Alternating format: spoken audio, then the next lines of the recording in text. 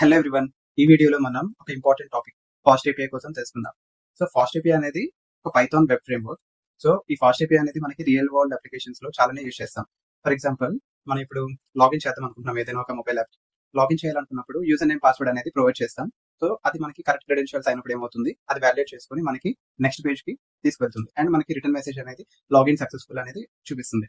అలానే మనం ఒక వెదర్ డీటెయిల్స్ ని తెలుసుకుందాం అనుకున్నప్పుడు మనం ఇన్పుట్ లొకేషన్ ఇచ్చేటప్పుడు అదేంటంటే ఆ డిఫరెంట్ లొకేషన్ లో ఉన్నటువంటి వెదర్ డీటెయిల్స్ అనేది మనకి రెస్పాన్స్ గా చూపిస్తుంది. సో ఇలా మనం ఏదైనా సరే ఒక పోర్టల్ కి యాక్సెస్ అవ్వాలనుకున్నా, లేకపోతే ఏదైనా ఒక డీటెయిల్స్ ని తెలుసుకోవాలనుకున్నా సరే చాలా వరకు ఏంటి అంటే మనకి ఏపీఐ ఇంటిగ్రేషన్ అనేది ఉంటుంది. సో దీంట్లో ఏంటి అంటే ఫాస్ట్ ఏపీఐని మనం ఎట్లా ఇంప్లిమెంట్ చేయొచ్చు అంటే, ఫస్ట్ మనం ఒక ఇంపోర్ట్ చేసుకునే విధానం from FastAPI, import fast API.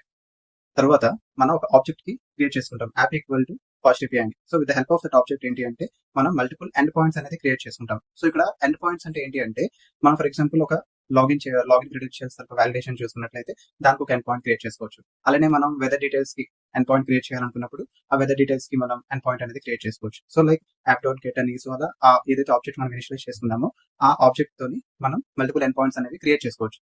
So parallel గా ఏంటి అంటే ఆ ఎండ్ పాయింట్స్ క్రియేట్ చేసిన తర్వాత దాంట్లో ఒక ఫంక్షన్ అనేది రిఫైన్ చేసి ఆ ఫంక్షన్ లో మనం లాజిక్ అనేది మెన్షన్ చేసుకుంటాం. ఫర్ ఎగ్జాంపుల్, ఏ మెసేజ్ మనం రిటర్న్ చేయాలనుకుంటాం, లేకపోతే సమ్ వాలిడేషన్స్ అయిన తర్వాత ఏం యాక్షన్ మనం ప్రొవైడ్ చేయాలనుకుంటామో ఆ డీటెయిల్స్ అన్ని కూడా మనం JSON ఫార్మాట్ తో మనం ఏంటంటే పాస్ చేస్తాం. సో అలా మనం ఏంటంటే each and every end point కి ఫంక్షన్స్ ని డిఫైన్ చేసేసి ఆ ఈచ్ అండ్ ఎవ్రీ ఫంక్షన్ కి మనం ఒక రెస్పాన్స్ అనేది ప్రొవైడ్ చేస్తాం to the end user. So అలానే దీనికి పైడెంటిక్ కూడా ఇంప్లిమెంట్ చేయొచ్చు అనమాట. సో పైడెంటిక్ అంటే ఏంటంటే, మనకి ఏదైనా సరే ఒక లాగిన్ క్రెడెన్షియల్స్ తీసుకుంటే ఎగ్జాంపుల్ గా అందులో ఏంటి అంటే వాళ్ళు ఇచ్చే ఇన్ఫర్మేషన్ ఏదైతే ఉందో దాంతో ఒక స్ట్రింగ్ లేకపోతే ఇంటీజర్ అనే ఒక ఇన్పుట్ యూజర్ వ్యాలిడేషన్స్ ఉంటారు కదా.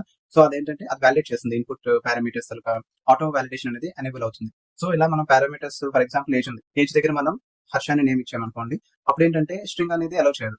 ఏజ్ దగ్గర ఇంటీజర్ కాబట్టి ఇంటీజర్ మాత్రమే యాక్సెప్ట్ చేస్తుంది. సో దీనికి ఏంటంటే ఇలా ఆటో వ్యాలిడేషన్స్ కోసం మనం పైడెంటిక్ అనేది ఇంప్లిమెంట్ చేయొచ్చు. సో పైడెంటిక్ ని మనం ఎట్లా ఇంపోర్ట్ చేసుకుంటామంటే from Pydantic import base model అని చెప్పి బేస్ మోడల్ నుంచి మనం ఏంటంటే క్లాస్ కి ఇనిషియలైజ్ చేసుకుని క్లాస్ లో మనం ఇన్పుట్ పారామీటర్స్ ని డిఫైన్ చేసుకుంటూ మనం చేయొచ్చు. సో ఇలా కాంబినేషన్ లో మనం ఏంటంటే FastAPI and Pydantic structure validation through మనం ఏంటంటే ఒక ఏపీఐస్ అనేవి క్రియేట్ చేసుకోవచ్చు. వన్స్ ఆ ఏపీఐస్ అనేవి రెడీ అయిన తర్వాత మనం ఆ ఏపీఐస్ ని రియల్ టైమ్ లో యూజ్ చేయొచ్చు అనమాట. సో ఇలా మనకి ఏపీఐ కాన్సెప్ట్ అనేది చాలా హెల్ప్ఫుల్ అవుతుంది. సో ఇట్లా మనం ఇంకా ఎన్నో ఒక ఇంపార్టెంట్ టాపిక్స్ ని ఇంకా ఇలాంటివి తెలుసుకుందాం అనుకుంటున్నారా, అయితే ఛానల్ కి సబ్స్క్రైబ్ చేయండి. థ్యాంక్ యూ అండి. జై హింద్.